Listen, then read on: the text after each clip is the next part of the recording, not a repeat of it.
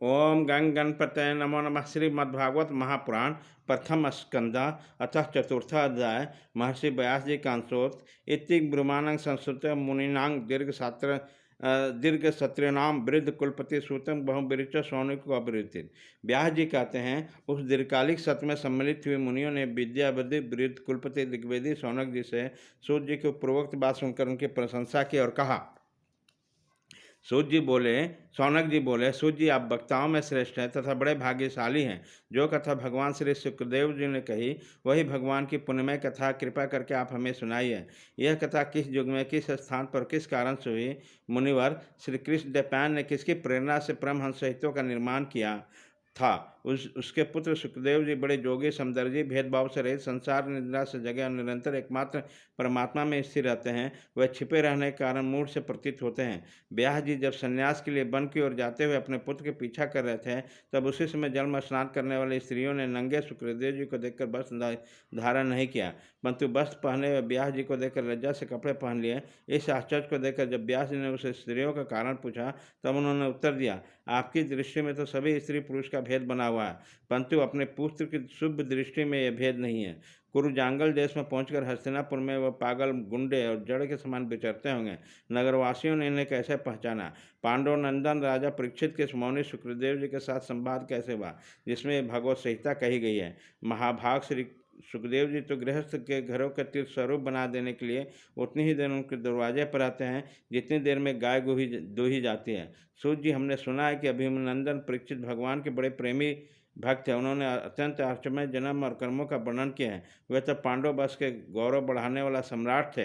वे भला किस कारण से सम्राट लक्ष्मी को परित्याग करके गंगा तट पर मृत्यु पर्यंत अनशन का व्रत लेकर बैठे हैं? शत्रुघ्न अपने भले के लिए बहुत सा धन लाकर उनके चरण में रखे चौकी को नमस्कार करते थे। वे एक वीर युवक थे। उन्होंने उस दुष्ट लक्ष्मी को अपने प्राणों के साथ भला क्यों त्याग देने की इच्छा की? जिन लोगों का जीवन भगवान के आश्रित है, वे तो संसार के परम कल्याण, अभ्युदय और समृद्धि के लिए जीवन धारण करते हैं। उसका अपना कोई स्वार्थ नहीं होता। उनका शरीर तो दूसरों के हित के लिए था। उन्होंने विरक्त होकर उसका परित्याग क्यों किया? वेद वाणी को छोड़कर अन्य समस्त शास्त्रों के पारदर्शी विद्वान हैं सूत जी, इसलिए उस समय कृपा करके जो कुछ हमने पूछा है वह सब कृपा करके हमें कहिए। सूत जी ने कहा, इस वर्तमान चतुर्युगी के तीसरे युग में द्वापर में महर्षि पराशर के द्वारा वसुकन्या सत्यवती जी के गर्भ में भगवान के कल के अवतार जोगीराज व्यास जी का जन्म हुआ। एक दिन उस सूर्योदय के समय सरस्वती के पवित्र जल में स्नान आदि करके एकांत पवित्र स्थान पर बैठे थे। महर्षि भूत और भविष्य को जानते थे। उनकी दृष्टि अचूक थी। उन्होंने देखा कि जिसको लोग जान नहीं पाते, एक समय के फिर से प्रत्येक युग में धर्म संकरता और प्रभाव से भौतिक वस्तुओं का शक्ति का ह्रास होता रहता है। संसार के लोग श्रद्धाहीन और शक्ति रहित हो जाते हैं। उनकी बुद्धि कर्तव्य ठीक ठाक निर्णय नहीं कर पाती और आयु भी कम हो जाती है। लोगों की इस भाग्यहीनता देखकर मुनीश्वर ने अपनी दिव्य दृष्टि से संपूर्ण वर्णों और आश्रमों का हित कैसे हो, इस पर विचार किया। उन्होंने सोचा, वेदक छात्र हो, कर्म लोगों का हृदय शुद्ध करने वाला है। इस दृष्टि से जगों का विस्तार करने के लिए उन्होंने एक वेद के 4 विभाग किए। व्यास जी के द्वारा ऋक, यजु, साम और अथर्व, इन 4 वेदों का उद्धार करके पृथ्वीकरण किया। इतिहास और पुराणों का 5वां वेद कहा जाता है। उनमें से ऋग्वेद के पैल, सामगान के विद्वान जैमिनी और यजुर्वेद के एकमात्र स्नात वैश्व संपान हुआ।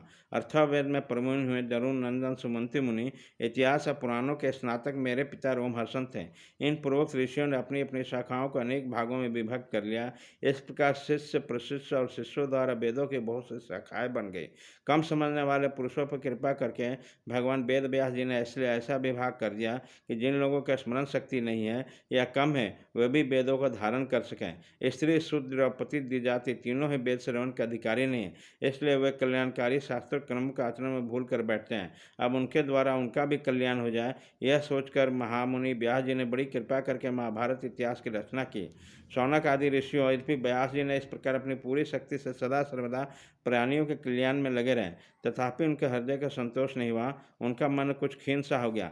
सरस्वती नदी के पवित्र तट पर एकांत में बैठे हुए धर्मवेता व्यास जी मन ही मन विचार करके कहने लगे, मैंने निष्कपट भाव से ब्रह्मचर्य आदि व्रतों का पालन करते हुए वेद, गुरुजन और अग्नियों का सम्मान किया और उसकी आज्ञा का पालन किया। महाभारत की रचना के बहाने मैंने वेद के अर्थ को खोल दिया है, जिसमें स्त्री, शूद्र आदि भी अपने अपने धर्म कर्म का ज्ञान प्राप्त कर लेते हैं। यद्यपि मैं ब्रह्म तेज से संपन्न और समर्थ हूँ, तथापि मेरा हृदय कुछ अपूर्ण सा काम जान पड़ता है। अवश्य मैंने भगवान को प्राप्त करने वाले धर्मों को प्राय निरूपण नहीं किया। वे ही धर्म परमहंसों का प्रिय हैं, वे ही भगवान को प्रिय हो न हो मेरी अपूर्णता का यही कारण है। श्री कृष्ण दैत्यायन व्यास इस प्रकार अपने को अपूर्ण मान कर खिन्न हो रहे थे। उसी समय प्रोक्त आश्रम पर देवर्षि नारद जी आ पहुँचे। उसे आया देखकर व्यास जी तुरंत खड़े हो गए। उन्होंने देवताओं द्वारा सम्मानित देवर्षि नारद की विधि पूर्वक पूजा की। इति श्रीमद्भागवते महापुराण पारमहंस सहितायां प्रथम स्कंदे नैमिष पाख्याने चतुर्थाध्याय खत्म।